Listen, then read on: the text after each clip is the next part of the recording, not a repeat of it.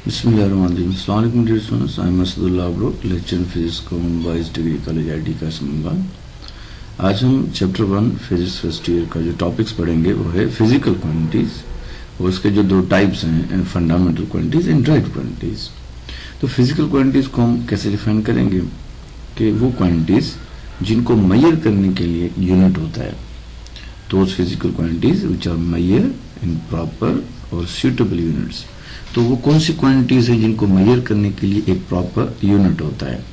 जैसे लेंथ हो गया, तो लेंथ का जो यूनिट होता है वो मीटर होता है, मास का किलोग्राम होता है, टाइम का सेकंड होता है, स्पीड का मीटर पर सेकंड होता है, फोर्स का न्यूटन होता है। ये सारे यूनिट्स हम आगे जाके डिस्कस करेंगे। फिलहाल आपको मैं यहाँ पे डेफिनेशन बता दी कि वो क्वांटिटीज जिनको मेजर करने के लिए यूनिट हो तो उसे कहते हैं फिजिकल क्वांटिटीज। अब इसके दो मेन टाइप्स वो हम पढ़ेंगे, fundamental quantities and direct quantities. तो फंडामेंटल क्वांटिटीज वो क्वांटिटीज जो बेसिक क्वांटिटीज हैं, वो किसी से भी ना निकली हुई हों। फंडामेंटल की जो मीनिंग है, जो डेफिनेशन है, वो किसी भी क्वांटिटी से ना निकली हुई हों। Those quantities which are not derived from the other quantities, ये इसकी डेफिनेशन है कि वो क्वांटिटीज जो किसी भी क्वांटिटी से ना निकली हुई हो उसे कहते हैं फंडामेंटल क्वांटिटीज। और इन क्वांटिटीज के जो यूनिट्स होते हैं उसे कहते हैं हम फंडामेंटल यूनिट्स। याद रखें, ये फंडामेंटल क्वांटिटीज जो है ये किसी भी क्वांटिटीज पे डिपेंड नहीं करती। इसी तरह इनके जो यूनिट्स हैं वो भी इंडिपेंडेंट नेचर होते हैं, ठीक है, ये भी किसी यूनिट्स पे डिपेंड नहीं करते। तो ये बेसिक डेफिनेशन याद रखना कि वो क्वांटिटीज जो किसी भी क्वांटिटी से ना निकली हुई हो वो बेसिक क्वांटिटीज हैं। और ये हमारे पास 7 फंडामेंटल क्वांटिटीज हैं जो एसआई सिस्टम में हम स्टडी करते हैं कि भाई एसआई सिस्टम 1960 में डिस्कवर हुआ और उसी साल जो 7 फंडामेंटल क्वांटिटीज हमें मिली और उनकी जो मेजरमेंट करने के लिए हमें यूनिट्स मिले वो भी हम स्टडी करते हैं। कि फंडामेंटल क्वांटिटीज मैंने आपको क्या बताया था कि वो क्वांटिटीज जो किसी भी क्वांटिटी से ना निकली हुई हो तो उसे कहते हैं हम फंडामेंटल क्वांटिटीज और इनके जो यूनिट्स होते हैं उसे कहते हैं फंडामेंटल यूनिट्स। याद रखें, ये फंडामेंटल क्वांटिटीज और फंडामेंटल यूनिट्स ये किसी भी क्वांटिटीज या यूनिट्स पे डिपेंड नहीं करते। हमारे पास 7 फंडामेंटल क्वांटिटीज है। याद रखना कि ये एमसीक्यूज में भी आते हैं, there are dash fundamental quantities. तो हमारे पास कितनी फंडामेंटल क्वांटिटीज है बेटा? 7 फंडामेंटल क्वांटिटीज हैं। लेंथ को मेजर करते हैं मीटर में, मास को मेजर करते हैं किलोग्राम में। ये चीज याद रखें कि थोड़ी चीजें मैं आपको एक्सप्लेन करता जाऊं कि लेंथ हो गया, इसको हम तो मेजर करते हैं मीटर में, लेकिन मास हो गया तो उसको मेजर करते हैं हम किलोग्राम में। ये सारे जो क्वांटिटीज हैं, ये सारी क्वांटिटीज हम जिस यूनिट में मेजर कर रहे हैं, याद रखें ये सारे जो सिस्टम की मेजरमेंट हम करते हैं ये एसआई सिस्टम में भी करते हैं।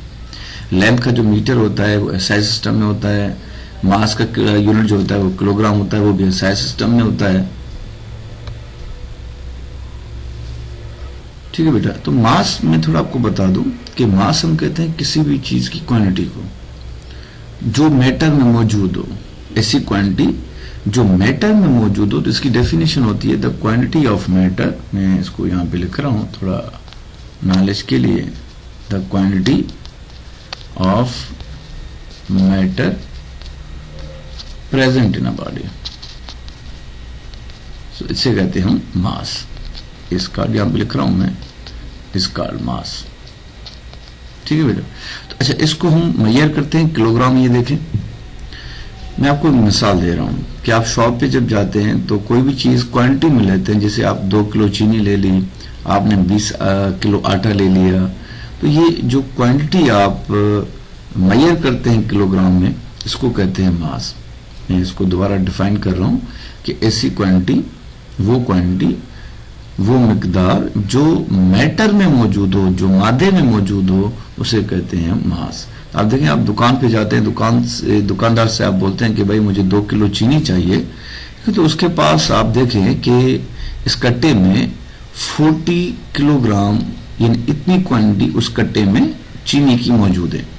तो ये जो 40 किलोग्राम हो गया, ये क्या हो गया? ये मास हो गया।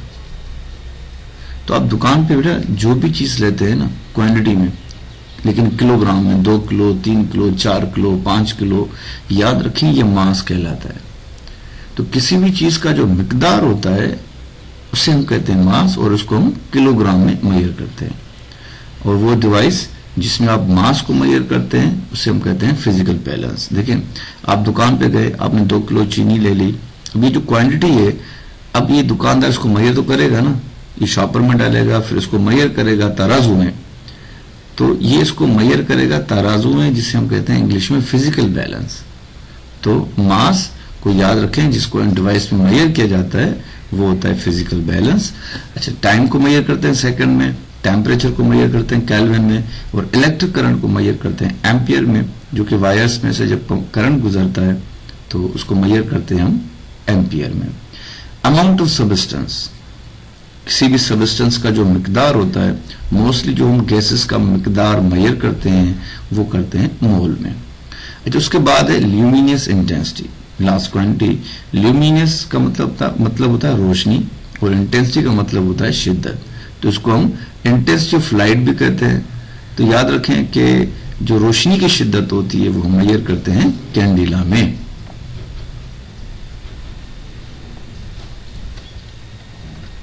ठीक है बेटा, अब हम आते हैं ड्राइव क्वांटिटीज। ड्राइव की मीनिंग जो हम निकालेंगे वो है कि निकला हुआ, निकली हुई। ड्राइव की मीनिंग यही है। तो इससे साफ जाहिर होता है कि ड्राइव्ड की जो मीनिंग होती है वो होती है अखज, मीन्स निकला हुआ। तो ये कैसे निकला हुआ है, कहां से निकला हुआ है? ये क्वांटिटीज मिलके बनी हुई हैं किसी और क्वांटिटीज में से। जैसे कि मैं आपको बताऊं कि हमने अभी फंडामेंटल क्वांटिटीज पढ़ी हैं, तो ये सिंपल डेफिनेशन है कि फंडामेंटल क्वांटिटीज मिलकर ड्राइव क्वांटिटीज बनाती हैं। Those quantities which are derived from the other quantities, other का इशारा जो है वो फंडामेंटल की तरफ है। तो मैं इसको दोबारा रिपीट कर रहा हूं, those quantities which are derived from the combination of fundamental quantities, तो उसे कहते हैं हम ड्राइव्ड क्वांटिटीज। यानी इसका आप ऐसे मिसाल ले लें कि ये 2 या 2 से 3 फंडामेंटल क्वांटिटीज मिलकर एक ड्राइव्ड क्वांटिटी बनती है। तो हमारे पास ये ड्राइव्ड क्वांटिटी कैसे बनती हैं, तो हम देखते हैं आगे चल के। तो ड्राइव्ड क्वांटिटीज को हम कैसे निकालेंगे?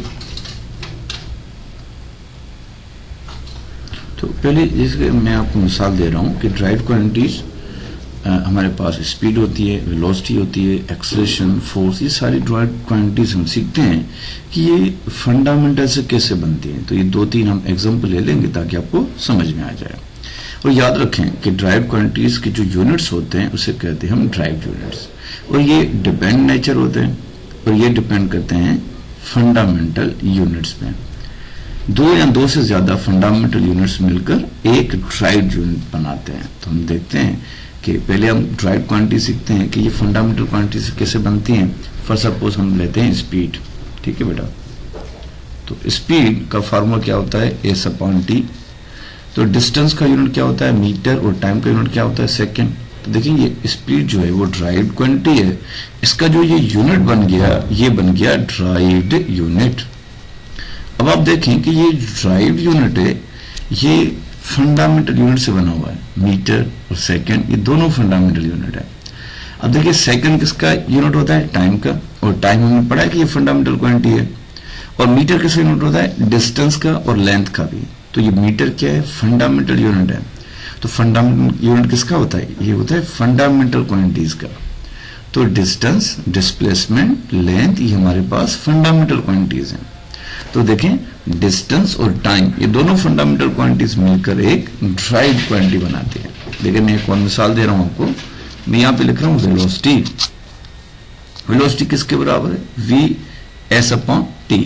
अब S के ऊपर एरो आएगा तो ये डिस्प्लेसमेंट बन जाएगा, और V के ऊपर एरो आएगा तो ये वेलोसिटी बन जाएगा। अब डिस्प्लेसमेंट को हम कैसे मेजर करेंगे, किस यूनिट में मेजर करेंगे, मीटर में, और टाइम को मेजर करते हैं सेकंड में। तो स्पीड और वेलोसिटी के यूनिट सेम होते हैं, लेकिन फर्क ये होता है कि स्पीड स्केलर क्वांटिटी है और वेलोसिटी वेक्टर क्वांटिटी है। अच्छा, इसको समझने के लिए V के ऊपर हम एरो देते हैं तो ये वेक्टर बन जाएगा, और S जो हमारा डिस्टेंस था उसके ऊपर जब आप एरो देंगे तो ये डिस्प्लेसमेंट बन जाएगा। अब देखिए ये डिस्प्लेसमेंट और टाइम ये दोनों मिलकर एक ड्राइव क्वांटिटी बनाते हैं जिसे हम कहते हैं वेलोसिटी।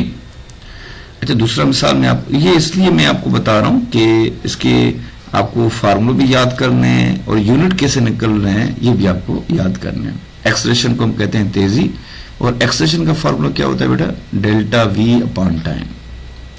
अब देखिए ये जो टाइम नीचे दिया हुआ है इसका यूनिट होता है सेकंड, और वेलोसिटी का ऊपर में यूनिट क्या पड़ा है, मीटर पर सेकंड। अब सेकंड को सेकंड से मल्टीप्लाई करेंगे तो ये क्या बन जाएगा, मीटर पर सेकंड स्क्वायर। याद रखें मीटर पर सेकंड स्क्वायर ये यूनिट होता है एक्सेलरेशन का।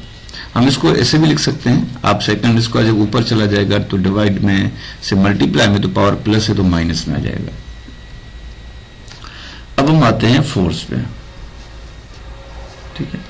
फोर्स का क्या फार्मूला है, F is equal to m है। अब देखिए ये फोर्स ड्राइव क्वांटिटी है। पहले तो मैं आपको सिखा रहा हूं कि ये फंडामेंटल से कैसे बनी हुई है। तो मास देखिए ये फंडामेंटल है, ये हम इसको तोड़ नहीं सकते, ये एक ही क्वांटिटी है, ये किसी भी क्वांटिटी पे डिपेंड नहीं करती। तो मास को मैं ये नीचे लेके आ रहा हूं। अब एक्सेलरेशन किसके बराबर है, ये है change in velocity upon time. अब देखिए ये वाला जो टाइम है ये फंडामेंटल क्वांटिटी, इसको भी नहीं तोड़ सकते, इसको हम ऐसे ही लिखेंगे। अब ये वाली जो क्वांटिटी है वेलोसिटी, ये है ड्राइव क्वांटिटी, तो इसको हम तोड़ेंगे। देखें टाइम को मैंने सेम रखा। अब वेलोसिटी किसके बराबर है, ये डिस्प्लेसमेंट अपॉन टाइम। अब ये सारी क्वांटिटीज फंडामेंटल हो गई, मास, डिस्प्लेसमेंट, टाइम। अब इसको तोड़ नहीं सकते तो इसको हम इधर ही रखेंगे, ऐसे ही रखेंगे। अब देखिए ये सारी फंडामेंटल क्वांटिटीज क्या कौन कौन सी है, मास, डिस्प्लेसमेंट, ये टाइम और ये टाइम, ये सारी फंडामेंटल क्वांटिटीज मिलकर एक ड्राइव क्वांटिटी बनाते हैं, तो इसे कहते हैं हम ड्राइव क्वांटिटीज। तो ड्राइव क्वांटिटीज आर ऑब्टेन्ड, याद रखें, from the fundamental quantities. Okay बेटा। अब ड्राइव क्वांटिटीज के जो यूनिट्स होते हैं वो होते हैं ड्राइव्ड यूनिट्स, और याद रखें ड्राइव्ड यूनिट्स जो है वो डिपेंड करते हैं फंडामेंटल यूनिट्स पे। अब देखिए मास का जो यूनिट होता है वो क्या होता है, किलोग्राम, डिस्प्लेसमेंट का क्या होता है, मीटर, और टाइम का सेकंड मल्टीप्लाई करेंगे तो ये स्क्वायर हो जाएगा, तो ये बन जाएगा न्यूटन के बराबर। तो ये फोर्स का जो एसआई सिस्टम में यूनिट होगा ये न्यूटन होगा, और ये याद रखें एक न्यूटन जो है वो किलोग्राम मीटर पर सेकंड स्क्वायर के बराबर होता है। उसके बाद कोई एक और क्वांटिटी हम ले लेते हैं। फॉर सपोज के मैं आपको पावर ले लेता हूं, तो पावर को हम कैसे डिफाइन करते हैं, वर्क अपॉन टाइम। तो वर्क को हम कैसे लिखेंगे, जूल, वर्क का यूनिट जो है वो जूल है और टाइम का सेकंड। अब इसको मैं मजीद ड्राइव नहीं कर रहा, ये देखिए ये सेकंड जो है ये फंडामेंटल यूनिट है, ये जूल जो है ये ड्राइव्ड यूनिट है। अगर आप इसको तोड़ेंगे तो एक जूल जो है वो न्यूटन इंटू मीटर के बराबर होता है। याद रखें ये सारी चीजें यूनिट्स में आपको याद रखनी है कि एक जूल जो है वो न्यूटन इंटू मीटर के बराबर होता है। ये भी मैं आपको डिफाइन कर रहा हूं। याद रखें जूल पर सेकंड ये बराबर होता है वाट के, और वाट किसका यूनिट होता है, पावर का। ये सारे एमसीक्यूज हैं, ये फार्मूले मैं आपको बता रहा हूं, याद रखें, ये आगे जाके चैप्टर्स में हम स्टडी करेंगे। अच्छा जूल किसका यूनिट होता है, ये वर्क का भी होता है और एनर्जी का भी होता है, या एनर्जी के जो टाइप्स होते हैं जैसे कि किनेटिक एनर्जी हो गया, पोटेंशियल एनर्जी हो गया, ठीक है, इसको भी हम जूल में मेजर करते हैं। तो वर्क का हम क्या फॉर्मूला लिखेंगे, F इंटू डी। तो फोर्स का यूनिट होता है न्यूटन, डिस्प्लेसमेंट का मीटर, ऐसा सिस्टम में तो न्यूटन टू मीटर किसके बराबर हो गया बेटा, ये हो गया जूल के बराबर। तो ये एक लेक्चर मैंने बनाया है, इसको स्टडी कर लें ताकि आपको फंडामेंटल और ड्राइव क्वांटिटीज के कंसेप्ट्स क्लियर हो जाएंगे। अल्लाह हाफिज, गॉड ब्लेस यू।